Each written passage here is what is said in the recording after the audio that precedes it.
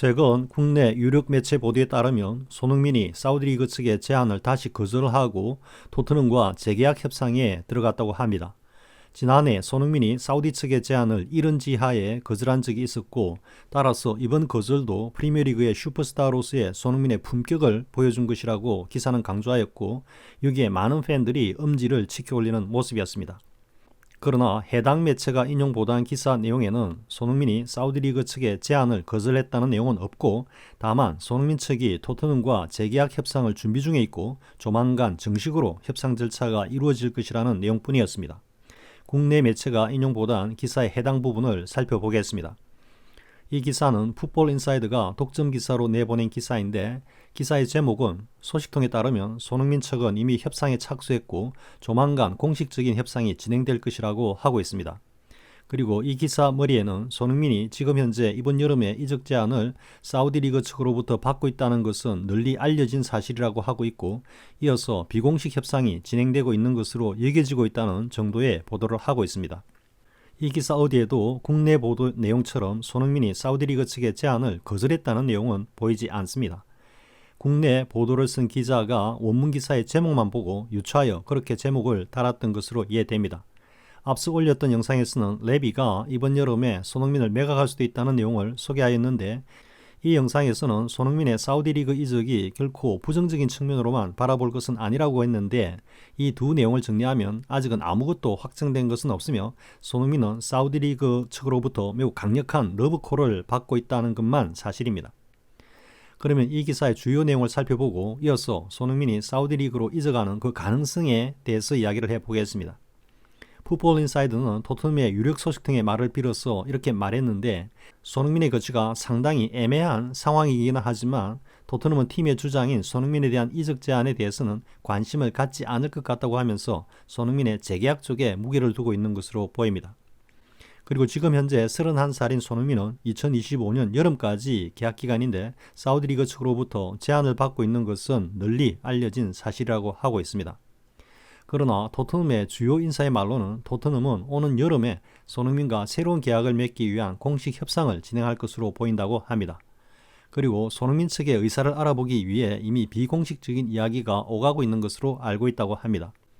그리고 손흥민은 케인이 미넨으로 떠나고 난 후에는 토트넘의 골을 책임지는 최고의 선수가 되었다고 하면서 이번 시즌 모든 대회에서 23경기에 나선 손흥민은 지금까지 12골과 6개의 도움을 기록하고 있다고 합니다.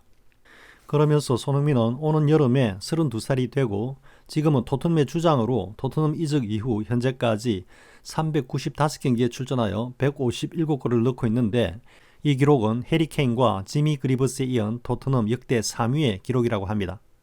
이상의 내용 중에서 시선이 가는 대목은 손흥민 측의 의중을 타진하기 위해서 토트넘 측이 이미 비공식적인 협상을 시작했다는 것인데, 이 내용은 손흥민이 사우디 측의 제안을 마치 이른 지하에 거절한 것처럼 보도된 내용과는 상당한 거리감이 있다는 것을 알 수 있습니다. 풋볼 인사이드 기사 머리 부분에 상당히 애매한 상황, 즉 직역을 하자면 불안정한 손흥민의 거취 상황이라고 하고 있는 내용과 연결되면서 손흥민의 향후 거취는 재계약 혹은 이적 등의 여러 가지 가능성을 내포하고 있다고 하겠습니다. 그런데 지금까지 여러 차례 독점 기사로 손흥민과 사우디리그의 링크3 영국의 유력 전문 매체들을 통해서 보도되고 있는데, 지난 시즌과는 달리 아직까지 손흥민 측에서 사우디리그 측의 관심에 단호한 거절 의사를 내보이지 않고 있다는 것에 주목할 필요가 있다고 봅니다. 그러면 손흥민의 재계약 혹은 이적 등의 거취에 관해서 그 각각의 가능성에 대해서 생각해 보겠습니다. 먼저 손흥민이 프리미어리그를 포함한 유럽리그 내에서의 이적은 이제 가능성이 거의 희박하다는 생각입니다. 먼저 리버풀, 맨시티 등으로의 이적은 손흥민의 나이로 보아 현실성이 없어 보인다는 것입니다.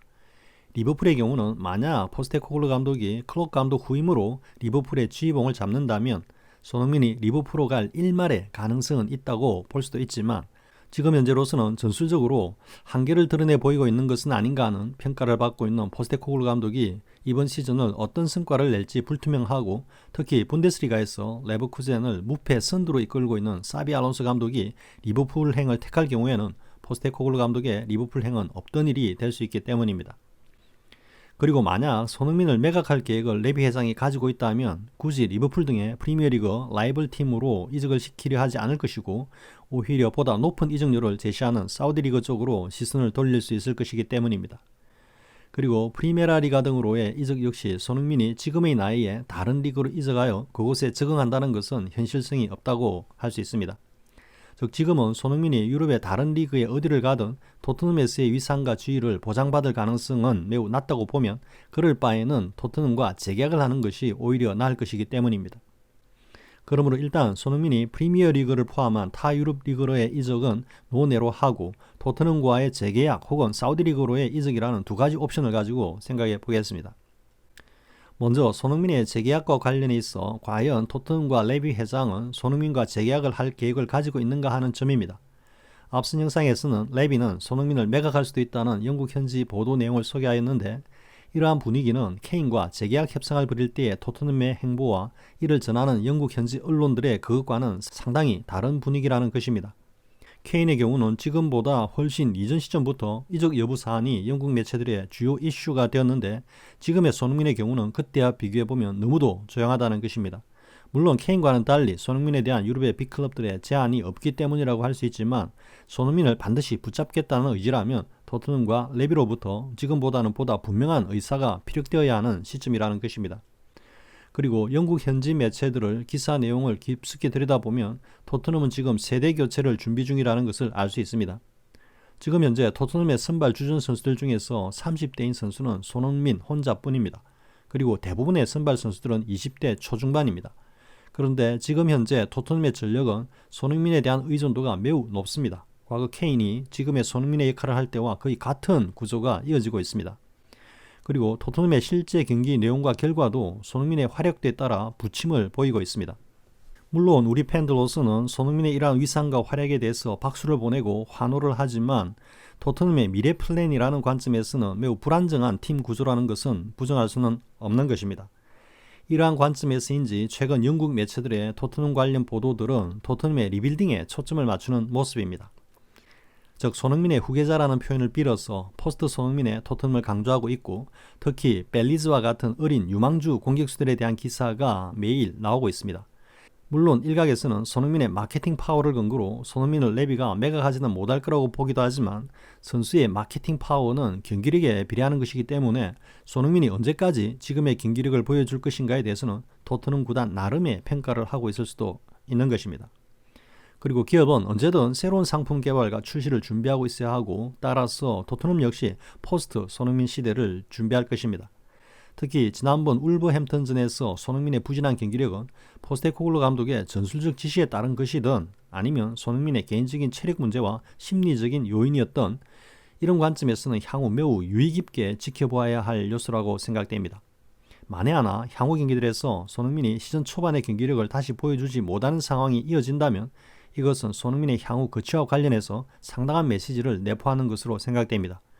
그리고 특히 히살리송이 손흥민이 빠진 3경기에서 4골을 넣는 등 8경기에서 9골을 넣으며 영국 매체들로부터 확실한 토트넘의 9번 공격수로 평가받고 있다는 것도 손흥민의 향후 거취와 무관하지 않을 수 있다는 것입니다.